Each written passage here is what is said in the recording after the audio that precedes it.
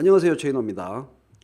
카카오 카풀 서비스, 우버, 과연 공유 경제 활성화냐, 불공정 시장 진입이냐, 난리가 났죠. 카카오 카풀 서비스가 시작된다는 것에 대해서 카카오를 몰아내자, 서민 택시 파탄 주범이라고 하면서 택시 기사님들과 택시 회사들이 강경하게 맞서고 저항하고 투쟁하고 집회하고 시위하고 파업하고 막 그러고 있습니다. 국민 여론은 어떨까요? 56%가 카카오의 카풀 앱 서비스에 대해서 56%가 찬성을 하고 반대가 28.7%입니다. 택시 서비스에 대해서 국민 모두가 불쾌한 기억, 아주 불쾌한 기억을 갖고 있다는 사실을 생각해 보면 제가 보기에는 찬성이 56%밖에 안 나와? 80%쯤 나올 것 같았는데 라고 놀랄 정도입니다. 자, 지금 이야기가 공유경제 활성화냐, 규제냐, 뭐 이런 프레임으로 이야기가 이루어지고 있는데요. 이런 서비스의 원조인 우버에 대해서 잠깐 알아보도록 합시다. 지금 현재 시점에서 볼 때 우버는 자신이 차를 안 쓸 때 다른 사람한테 자기 차를 빌려주거나 마침 가는 방향이 같은 다른 누군가를 태워주는 그런 카풀 서비스 아닙니다. 그러니까 차량 공유 서비스가 아닌 거죠. 현재의 시점에서. 우버 파트너라는 아름다운 말을 우버가 쓰는데 그냥 우버 기사라고 합시다. 이분들은 택시 기사의 하루 노동과 조금도 다를 바 없는 노동을, 운수 노동을 전업으로 수행하고 있습니다. 미국의 경우를 보면 주로 이민자들, 가난한 사람들이 우버 기사를 합니다. 의리의리한 자가용 갖고 아름다운 마음으로 카풀을 하는 게 아닙니다. 우버가 할부로 차를 살 수 있도록, 그래서 잡을 가질 수 있도록 보증을 서주기 때문입니다. 그래서 진짜 차량 공유 서비스라면 길거리에 차가 줄어야 할 텐데 오히려 차량이 늘어납니다. 소비자들은 택시하고 비스무리한 서비스를 더 싼 가격에 이용할 수 있습니다. 그런데 이것은 인터넷 쇼핑으로 신속한 택배를 무료로 이용하면서 택배 노동자들의 살인적인 노동 강도와 저임금에서 소비자들이 편익을 얻는 것과 비슷합니다. 핵심은 우버가 공유 경제가 아니라는 겁니다. 우버는 공유 경제가 아니라 기익 경제입니다. 기익을 사전에서 찾아보면 이렇게 되어 있습니다. 기익. 대중음악가 코미디언의 공연. 이렇게 되어 있죠. 예술인들이 초단기 공연을 위해 초단기 계약을 맺고 노동을 하는 걸 말합니다. 모든 예술인들이 마이클 잭슨 같은 슈퍼스타가 아니기 때문에 비행기 트럭에 음향 장비 싣고 세션맨들 다 데리고 공연을 하는 게 아니기 때문에 공연에 필요한 모든 인적, 물적 요소를 다 조달할 수가 없습니다. 어떤 가수, 보컬의 음악 공연을 예로 들면 자기가 노래할 장소 주변에서 세션맨들과 악기들을 수소문해서 초단기 계약을 맺어서 이틀이나 사흘 정도 공연을 하고 나중에 서로 돈 주고받고 악수하고 허그 한번 하고 헤어지는 겁니다. 우버는 우버X라는 플랫폼 위에서 초단기 용역 및 장비 이용 계약을 맺는 플랫폼 노동입니다. 이럴 때 우버 기사들을 노동자로 볼 것인지 사업자로 볼 것인지가 각국에서 계속 법적으로 문제가 되고 있습니다. 분명한 건 우버 기사들이 착취를 당하고 있다는 겁니다. 어려운 이야기 할 필요가 없지요. 제주는 곰이 부리고 돈은 왕서방이 먹는 겁니다.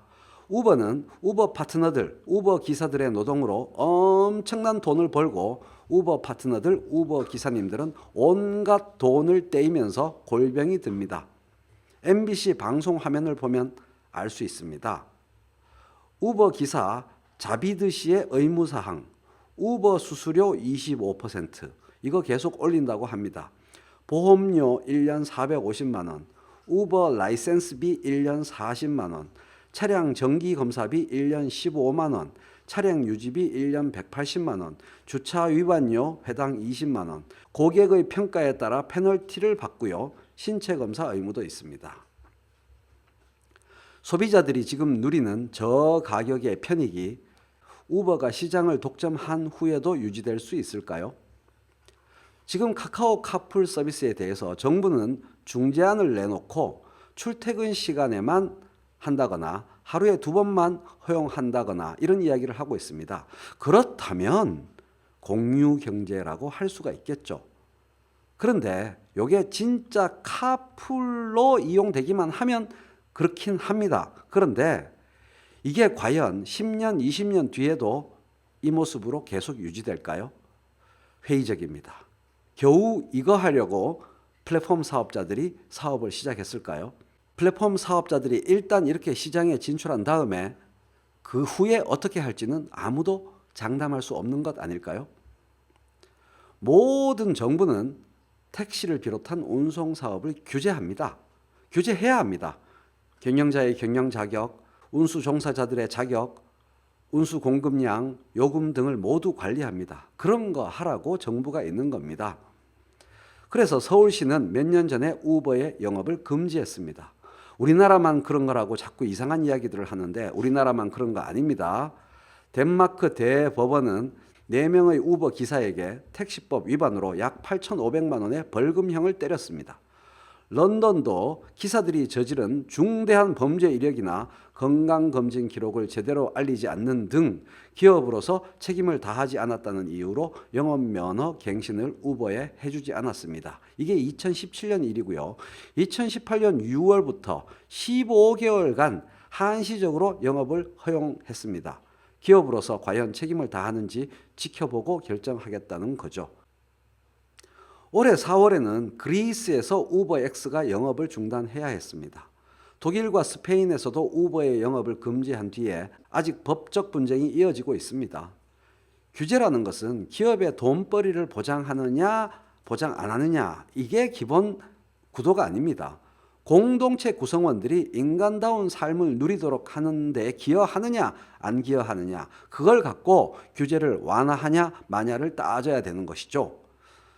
또 하나 중요한 경제적 사실을 알아둘 필요가 있습니다. 오늘 동영상의 중요한 두 번째 파트입니다. 택시 요금, 우리가 내는 택시 요금에는 택시의 권리금에 해당하는 번호판 비용이 포함되어 있다는 걸 우리가 자꾸 까먹습니다.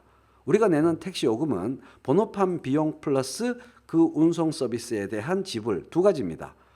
개인 택시 기사들은 번호판을 1억 넘게 주고 사는데요. 법인 택시 기사의 경우에는 자기가 버는 돈의 절반 이상을 번호판을 가진 택시 회사에게 번호판비로 냅니다. 바로 그게 산납금이에요. 이것은 지대 납부 및 지대 수익과 같은 성격을 갖고 있습니다. 택시 기사들은 지대를 납부하고 택시 회사들은 지대를 받는 거죠. 우버는 바로 이 지대에 대한 응당한 지불을 회피하고 시장에 진입할 수 있었기 때문에 커다란 비용 절감을 이룰 수 있었던 겁니다. 어마어마한 기술 혁신, 그런 게 성공의 핵심 요인이 아닌 겁니다. 우버 기사는 바로 이 지대를 낼 필요가 없기 때문에 총 수입, 하루 벌이는 적어도 실질 수입은 법인 택시 기사보다 나을 수 있습니다. 산납금을 안 내니까요. 개인 택시 기사에 비해서도 유리합니다. 목돈을 마련할 필요가 없으니 얼마나 좋습니까? 카카오 카풀 서비스가 실제로 시작되기만 해도 1억의 라이선스를 구매한 개인 택시 기사들은 앉아서 자기가 기존에 갖고 있던 자산 가치가 폭락하는 걸 지켜봐야 합니다. 시작되기만 하면 폭락해요. 가치는 미래 가치가 반영되는 거니까요. 사회적 구조에 반칙으로 무임승차한 주체가 플랫폼 사업자가 기존의 국민들이 갖고 있던 사유재산권을 침해하는 겁니다. 이것은 자본주의적 정의에 반하는 겁니다. 똑같지는 않지만 상가 재개발이 갑자기 이루어져서 권리금을 받지 못하고 월세 보증금 정도만 돌려받고 나가야 하는 상인들이, 그런 상인들이 목숨을 걸고 싸우는 것과 비슷합니다. 어쩌면 그보다 억울함이 더 심할지도 모르겠습니다. 택시 기사들은 현재 정부가 번호판비를 보상해 준다면 우버를 받아들이겠다고 하고 있습니다. 그런데 이걸 정부가 보상해야 할까요? 플랫폼 서비스 사업자가 보상해야 할까요? 저는 당연히 후자가 되어야 한다고 생각합니다. 지대 수입을 공짜로 얻게 된 자들이 지불할 비용을 국민이 세금으로 지출할 아무런 이유가 없기 때문입니다. 라이선스 제도라는 것은 또한 하나의 법이죠. 법은 누구에게나 평등해야 하기 때문입니다. 플랫폼 사업자가 이렇게 사업 개시를 위한 법적 의무를 수행하면, 그러니까 번호판비를 댄다면 그 비용은 고스란히 서비스 이용자, 고객들에게 전가될 것이므로 소비자의 가격 편익은 사라질 겁니다. 서비스 요금 올라간다는 얘기죠. 우리가 현재 내고 있는 택시 요금에는 바로 이러한 번호판 비용이 반영되어 있기 때문입니다. 공유 경제라는 아름다운 말 속에 숨어 있는 무시무시함에 대해서 살펴보았습니다.